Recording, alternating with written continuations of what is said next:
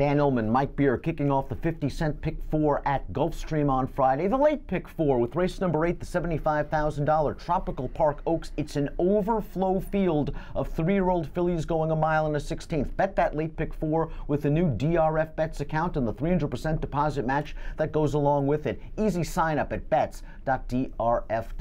Let's meet this big and bulky field of 3-year-old fillies going a mile and a 16th for $75,000. Chad Brown down towards the inside. The number 1, Too Cool to Dance, never off the board from 5 lifetime starts, but is it time to call the doctor? She's suffering from a little bit of seconditis. Yeah, she's a pretty good horse. You're right, though. 4 seconds from her 5 career starts. She was actually really good when she won, just getting loose on the lead at a mile and a quarter. But other than that, you know, she's run fine, Dan. She hasn't managed to win a race other than that win, but she's run pretty well in all of her races. I thought she ran okay last time. Her stablemate, Mighty Scarlet's just a lot better than she is. She was odds on that day, was Mighty Scarlet. Were you surprised that Too Cool to Dance did not use her natural speed in that race? She was a little bit fractious in the gate, but she ended up down inside towards the back of the pack, had to swing very wide turning into the stretch, and she came with an honest run, drawing the inside post. You have to think that Arad Ortiz is going to be aggressive. I'm not saying she's making the lead, but he could sit the pocket. It was surprising to see her last up the backstretch last time, but as that race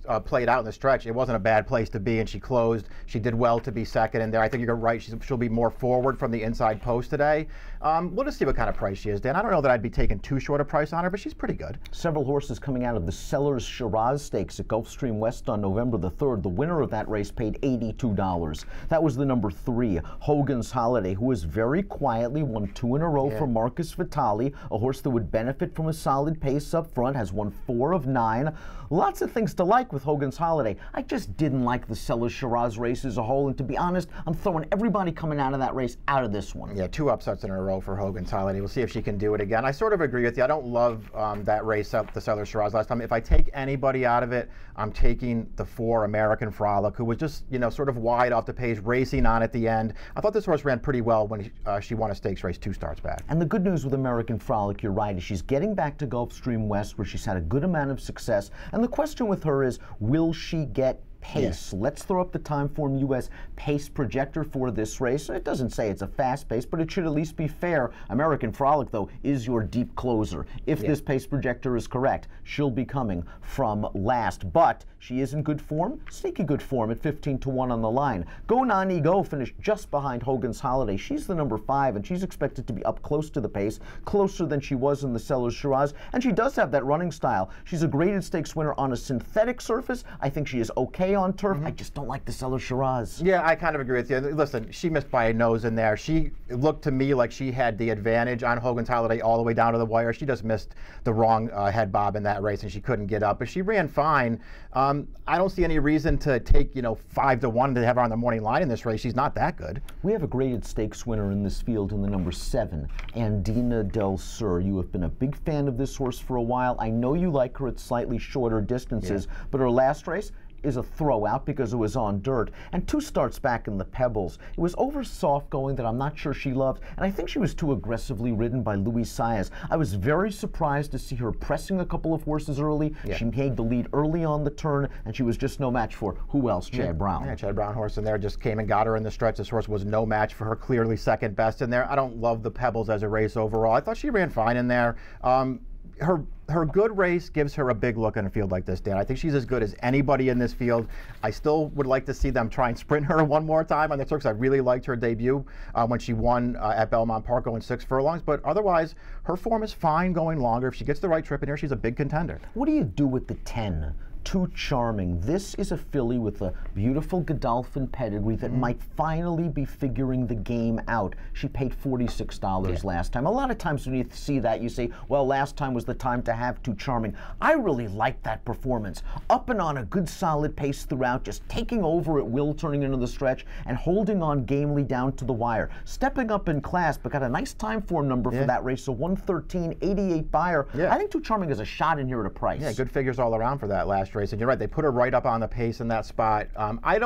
I'll say this about it. I thought she ran really well in there. Obviously, it's the best race that she's run. I don't love the field that she beat, but she did get it done. I think she's just facing a much tougher field here. We'll see what kind of price she is. I do think you're right. I think she'll be a good price again. Filly with a lot of upsides, the 12, Semper Sententier, a horse that won 3 starts back at Belmont going 1.25 miles. The first start against Winners caught a very sharp horse. Lady Pomane came back to win the Grade 3 Long Island with an 88 buyer, and the dirt race last time out was okay as well, but take it with a grain of salt. She's really a turf horse. I wouldn't be surprised if she has an explosive move forward here, and she can sort of a stalking trip under Johnny V. I agree with that. I'm using this horse in this race. We'll see where she winds up. This is a filly who debuted at Saratoga for her prior trainer, had a miserable trip in that race and actually ran deceptively well. She won going 1.25 miles with a soft trip. I thought she ran even better last time, maybe, Dan. Better horses in that field. She was taking a lot of pressure when she took that race over on the far turn, and she stayed gamely to the end. Can you make the argument that the 11 Peach of a Gal at 20-1 is another one that's just a little bit dirtied up?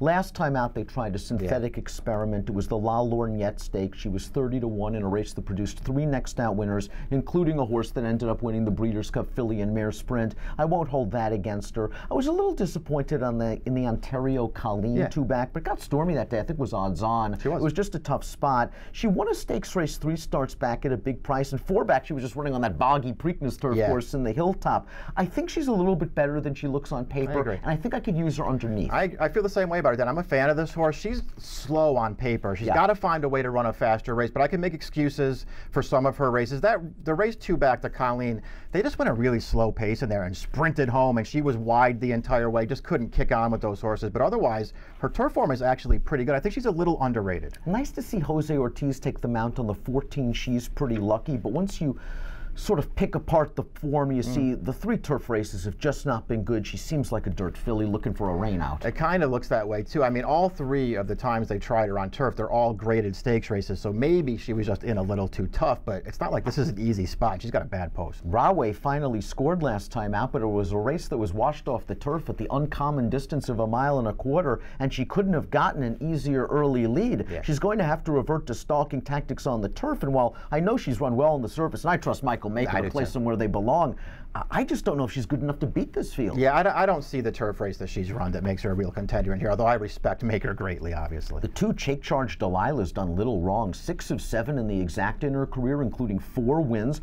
She has won her last 2 starts on dirt, including a stakes race against fellow Ohio breds. Her 1 turf race, not bad at all, against Belterra Park, against an older, salty veteran named School Board Prez. Blinkers come on here, sort of interesting move for Anthony Quartarolo off of a couple of wins. This barn doesn't do well with this kind of move. Take Charge Delilah, formulator fact, past 5 years dirt to turf, 0 for 41, but you're getting your price. Yeah, she'll be a big price in this race, so I won't knock her. We'll see if she can just do a little bit better. Her only turf start, I thought, was fine. She got a really good trip in that race and just really wasn't any match for School Board Prez. I don't think if she comes back in this spot and runs that race, she's getting anything. Proudo Padia, the number 6, very honest. Never off the board in her last 4 races, 2 firsts, 2 seconds.